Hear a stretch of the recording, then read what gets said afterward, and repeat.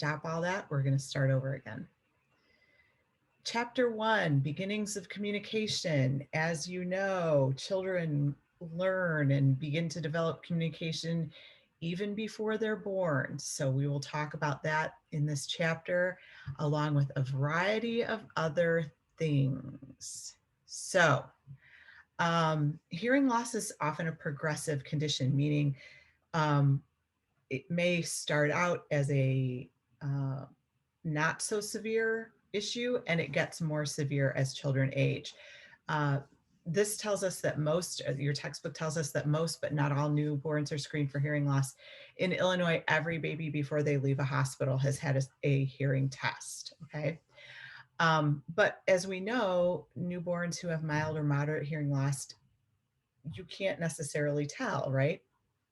And because so much of development of language skills happens, in the first year, if you don't know that a child has a hearing loss, it can impact that, right? So it's important that children have hearing tests periodically throughout their first year. So we're going to talk about how human language develops, the factors involved, um, how important it is for you to talk back and forth with babies and children, because that's how they learn, and a bunch of other stuff. So some of the theories that we talk about when we talk about how children develop language and how children develop are the behaviorist environmental. So this theory sort of believes that the things that they say, that the sounds that they communicate are initially just random. Um, but feedback is really important to a child's language development. So one of the most important things that I want you to learn in this class, in any work that you do with young children, is how important it is to communicate with them, to talk to them, to respond back and forth. That's the way they learn to talk. That's the way they learn to develop relationships. That's the way they begin to acquire the skills to learn to read and write, right? So if they're not having that one-on-one back and forth, it's called serve and response or serve and return. Um, those activities, they're not going to be able to develop their language skills, right? It makes sense in a way. And you want to provide positive reinforcement. You want to be constantly supporting and encouraging them. You don't want to be telling them that they're not doing the right thing. Okay, the maturational theory is that children are primarily a product of their genetics. So whatever they get from their mom and their dad is really who they're going to be. Environmental influences are secondary. They may make a difference, but more we're talking about what those genetic influences are. Strategies to enhance language at this stage is identifying predictable stages. So we know that children coo and make sounds before they start to form words, and that there's a pretty predictable continuum upon which they make those sounds. So many kids start with sort of and then ba ba ba ba ba, right? And then it continues on through identifiable words. And that is very typical. It's not how every kid does it, but that's a pattern that we can see with many children. And it's the same way with reading readiness and writing. When a child picks up a book, when a baby picks up a book and starts looking at it, that's reading at that stage. I'll talk all about that a little bit later. The predetermined innatist theory is language acquisition is considered innate. It just happens. There is a device in your being, Noam Chomsky says that the language acquisition device that is available for a certain period of time, and that's when you develop your language skills. So the language acquisition device sort of fades away once you get to a certain level of maturity. The predetermined innatist theory believes that children possess special skills as language learners. So you have a special way of thinking about the words around you, and when you're learning your language, and it's important to have play opportunities to help you develop those skills. The cognitive transactional theory is that you learn language by being around people who are using language, right? And that this language helps you understand the world better. This is Lev Vygotsky's theory of development. And so his theory is all about human development, but it really focuses in on how language is a part of that development, how language becomes a tool of development. So like I said earlier, like you can't, it's very difficult to develop relationships and to have social emotional skills if you don't have some language to, and that doesn't necessarily mean that it's spoken language. It can be, you know, sign language, some way of communicating with others. If you don't have that, it's hard to develop those social emotional skills, right? And Vygotsky believed that in order to develop as a person, language or communication is a very important part of that process.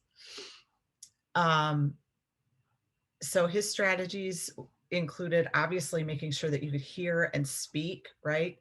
Um, Lots of exposure to language, asking questions, supporting children's language, helping them, right? Constructivist theory is that children develop knowledge as they interact with the environment.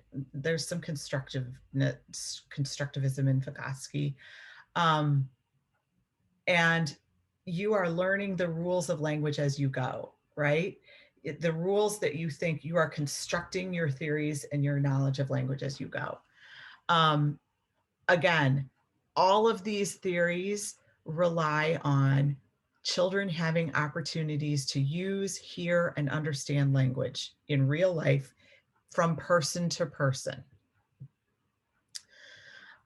Brain research shows that it's a lot going on in there. There's a whole bunch of stuff going on that helps children, that allows children to acquire language skills along with all kinds of other skills, right?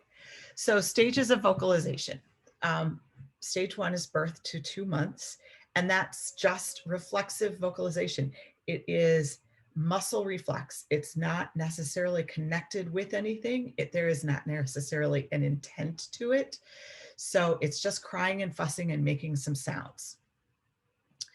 When you get to stage 2, 2 to 4 months, you start to hear cooing and laughing and vocalizations that I'm okay now, right? Prior to this, it's been kind of, you know, something's happening and I'm not okay with it. So I'm going to make this sound, right? In stage 3, 4 to 6 months, vocal play, they're changing the volume and pitch. They're sustaining vowels. They are experimenting.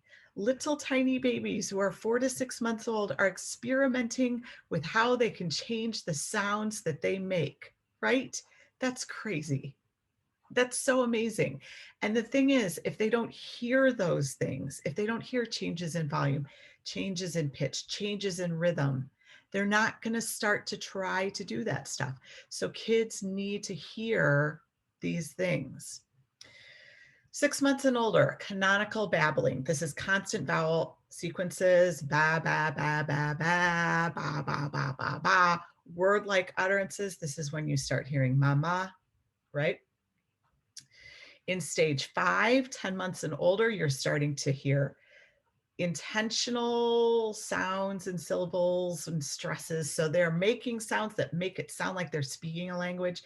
They may not be, but and you know why they're doing that? Because for 10 months now, they've heard people doing that, right? They've heard the sounds of words stopping between utterances, right? They've heard different stresses and intonations. So they start doing that. During the end of the first year, because children begin to develop this understanding of communication as a whole, that you can do this thing to get this behavior or to get this thing. If I cry, I will get my bottle.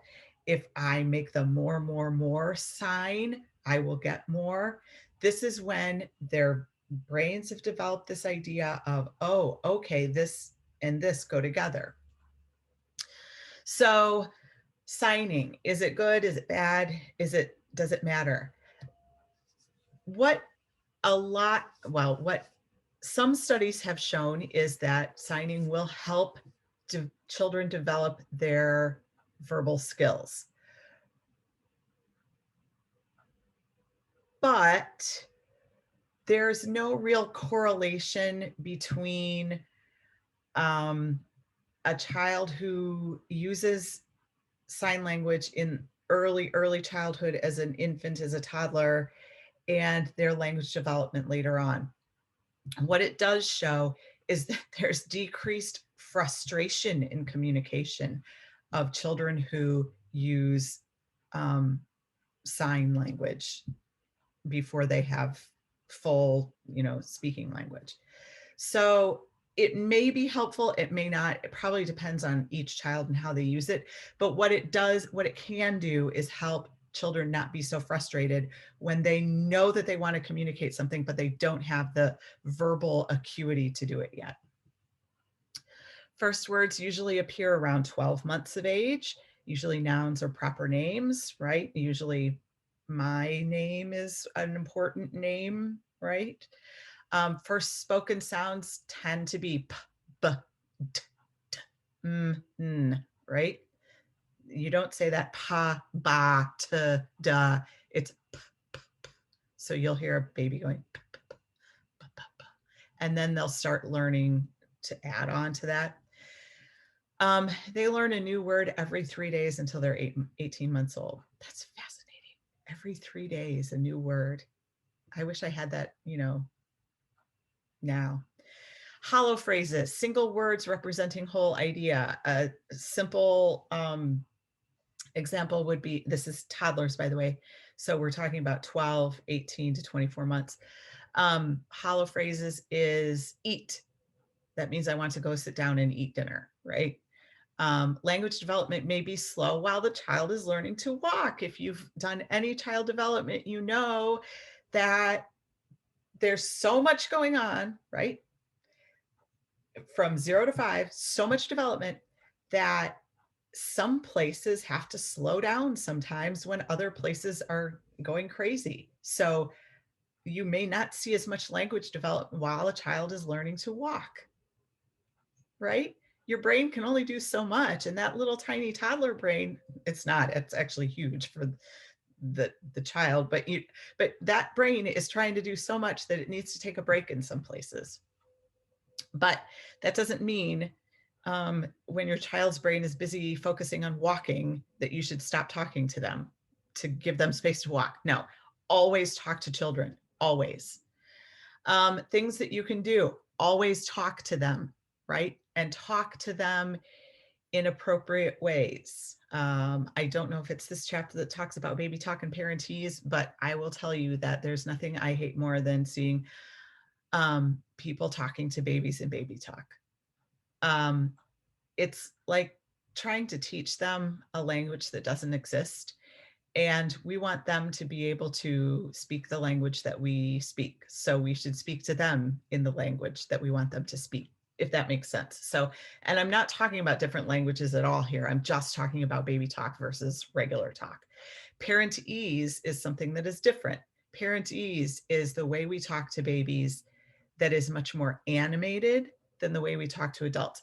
Oh my goodness, look at your little feet. You have so many little toes. Let's count those toes. 1, 2, 3, 4, 5, 6, 7, 8, 9, 10. You have 10 toes. That's parentese. This is baby talk. Oh, look at your little toes. What are you teaching? You're not teaching that child how to say, look, these are my toes. I can count to 10, right? Parentese is when you have an animated face, when you're saying things louder and softer, when you're going up and down, when you're doing everything you can to get that child's attention while you speak to them. Baby talk is when you are not using appropriate words, you're changing your speech because you think it's cute. That's not okay. Now, having said all that, if a child has a baby talk word for something that's important to them, right? Because they can't say bottle. They may say baba. So when a child says baba, you say, oh, you want your bottle? Here's your bottle. Here's your baba. Then you're teaching them that baba equals bottle. See? Okay. Social play, playing with children, talking to them. Just talk to them. Just talk to them. I mean, literally. And it doesn't mean talking to them while they're sitting behind you and you're not paying attention to them. Talking to them in their face, right? Talking to them so that they can see the faces that you're making. Because one thing that's important about language development is that children can see what your mouth is doing. So that when you make the ooh sound, they know that your lips go ooh. Or when you make the e sound, your lips go e. Okay.